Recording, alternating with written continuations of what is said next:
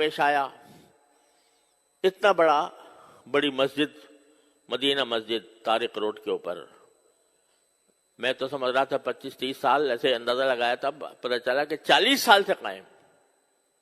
اور پورے طارق روڈ کے اوپر اول سے آخر تک کوئی اور مسجد نہیں، اور پارک برابر میں پیچھے پڑا ہوا ہے. اس کے بارے میں حکم دے دیا، ڈھا دو اس کو، پارک بناؤ اس کو. خدا کا خوف کرنا چاہیے. لوگ اس سلسلے میں بڑی غلط فہمی میں مبتلا ہیں.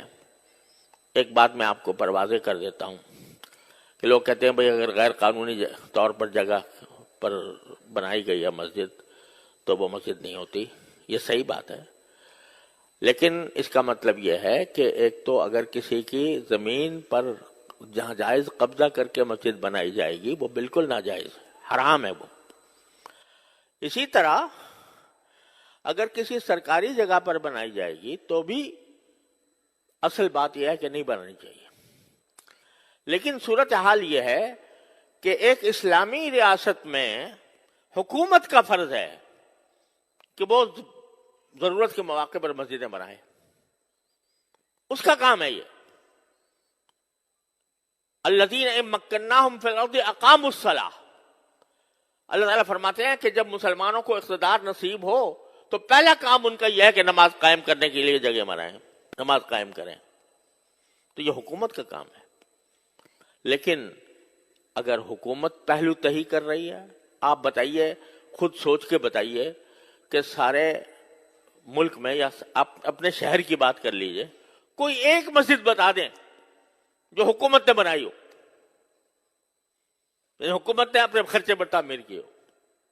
مندر تعمیر کر لیا، وہاں گردوارہ تعمیر کر لیا سکھوں کے لیے، لیکن کوئی مسجد تعمیر کی ہو اپنے خرچ پر، کم از کم میرے علم میں نہیں. تو جب حکومت کوتاہی کر رہی ہے اپنے اس فریضے میں، تو کیا مسجدوں سے خالی ہو جائیں شہر؟ اس صورت میں اگر مسلمان کسی ایسی جگہ پر جو کسی کی ملکیت نہیں ہے، سرکاری ہی صحیح، وہاں پر اگر وہ مسجد تعمیر کرتے ہیں، یہ ان کا فریضہ ہے. اگر حکومت نہیں کر رہی تو مسلمانوں کا فریضہ ہے کہ مسجدیں بنائیں. اب اس جگہ کہیں دور دور تک پورے شہر پورے اس میں مسجد نہیں تھی، اور پھر بھی ایسا نہیں ہے کہ ویسے ہی قبضہ کر کے راتوں رات مسجد تعمیر کر دی گئی ہو.